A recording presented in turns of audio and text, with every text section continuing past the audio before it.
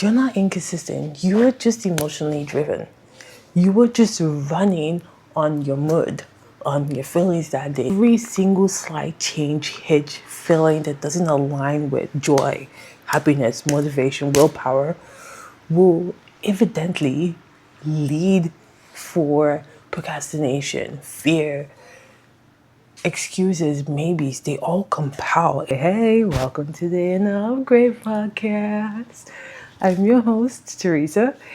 And today, guys, I have one of those topics that speak to me. Like, I always get these topics where I'm like, yeah, that's the one. Yeah, that's the feeling. And this is so on brand with how many times am I gonna say in this video? I was thinking about my gym journey and my whole fitness life and everything that's brought me into my discipline mindset era. If you don't follow me on YouTube, I do have a whole fitness journey there. It's a whole different thing. So follow. I'm pretty sure it will make more sense if you go check it out. So please do check it out. But today's episode is more of a topic of willpower and motivation, because I've been trying to figure out why it took me so long to get to the stage that I'm at right now, why I was always starting and stopping, and why I was never fully locked in on my goals and my dreams, even though I knew this was something I wanted. This was a vision that aligned very beautifully with who I want to be. And I realized you're not inconsistent. You're just emotionally driven. You were just running on your mood, on your feelings that day, on if you're having a good or bad day, if your boss pissed you off, if you got a bad call. You are running on emotions. You're not inconsistent. You can't keep it. It's like you don't have the willpower and motivation to keep it. No, you are running on the wrong energy force right now. Let me tell you why. The biggest thing, and this is something I very much struggle with, is that I act based on my mood. If you are, I think I've said this before and I'll say this again. I used to be such a pessimistic person. I would let my mood, if I had a bad call that day, I had to deal with a wrong email, or somebody spoke to me wrong, and I'm just I just hate my life. The littlest thing ruined my day, and I would let my mood from that lead the rest of my day, sometimes even bleed into the next day. We act based on our mood, which is fair. Feelings drive us to certain conclusions. They drive us to certain versions of ourselves. They drive us to doing or being or saying the way that we think we should do and being said, because obviously they're strong emotional drives.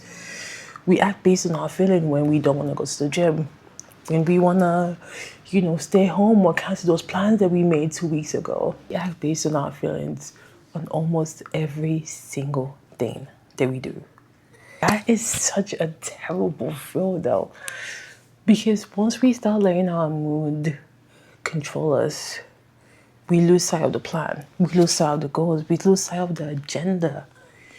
I always go back to go by your plan, not by your mood. Lead by your plan, not by your mood. Do not let your plan control you. Do not let your mood control you.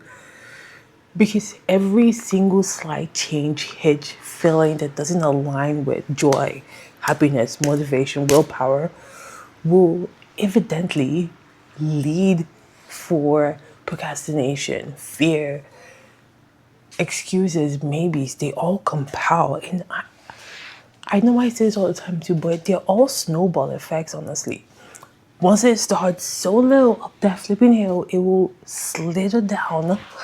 And by the time it reaches here, it's become so massive, so crazy that we're not able to stop it, and we can't be able to chip away at it. It would take a massive amount of time and work to be able to move past it. And that is such a debilitating feeling, If you are thinking to yourself, oh, I don't have the willpower, I'm too lazy, I'm too tired, I'm not consistent, you are not inconsistent. because you don't have the willpower, the motivation, or you don't have the discipline or structure. It is mainly because you're working on your emotional drive to do things. You're letting your feel for that day, for that moment, for that plan dictate how you move forward. Instead of sticking to the original plan, the original structure, the system you have worked so hard to keep in place. The high achievers, the go-getters, the people that get things done, they like actually have their life. I don't want to say have their life together because honestly, we can never tell what's going on in somebody else's life. So I don't want to like label anybody as perfect because nobody's perfect. But the people that are close to those decisions, the people that are working the hardest, the people that are achieving the things that we want to achieve, we want to imitate. They work based on decisions. They work based on structures and mindset. They do things knowing what the outcome will be from confidence, from trying, from proof of prior experience, most likely. High level people act based on decisions. They work on structures. I think about this all the time. I'm thinking about if I want to achieve certain things, I have to be able to do certain things like the way the higher version of myself would, the higher frequency, the identity that I'm working into would. I have a big decision to make. I essentially say to myself, would doing this bring dot dot dot? Let's say I have a video idea that I'm scared to put out there because I'm scared of criticism and like how people will take it or what they will see.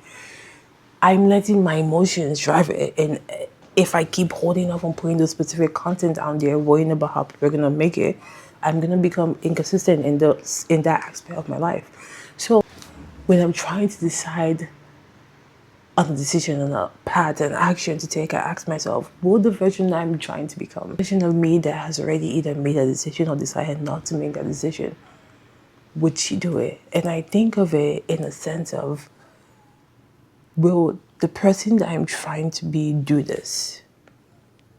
If the identity that I'm stepping into will not make the decision or will make the decision based on that instead of how she feels, the version that I'm trying to become, will the person that I'm trying to be do this?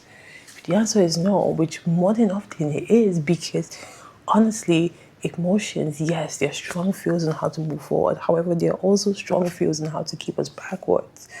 Our brain is subconsciously, our subconscious is making decisions based on prior events or prior experiences.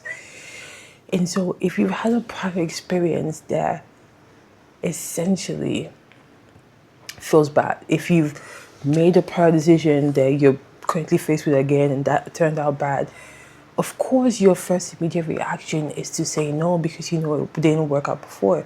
But if we're evaluating it and you're growing and you're learning, you can definitely pivot from that person, that identity, that prior experience that didn't have it go right, to somebody with discipline and structure that has the emotional capacity, the confidence in herself, the trust that she's able to handle it. The only way, and this was something that also worked for me, but the main way and the main step in work that really took me to get myself out of that emotional drive into mindset and consistency and, losing all this weight, becoming fitter, working on my mindset was the discipline of it. And I say this all the time too, trust the process. But when you create consistency through discipline, I like to think of it as mindset to discipline to consistency to results. That's how I really think about it. When I think about an action, I think about why I'm trying to make the action. I think about if it's something I want to do, then I build a discipline structure towards it. Once I keep repeating it because everybody keeps saying, and I believe this is true, you need about, 12 or 21 days for a habit to really stick. I think that's very, obviously everybody takes their own time, but it depends on you. First, you decide. Then you start to live and think in the mindset of the identity you're trying to be. Then you build discipline structures that will get you or that reflect the identity you're trying to be. Then comes consistency. When you're consistent with the structure, when you're consistent with the system, when you stop letting your mood dictate your plan, you get consistent, you get results. And I skipped a step, but consistency literally leads to results.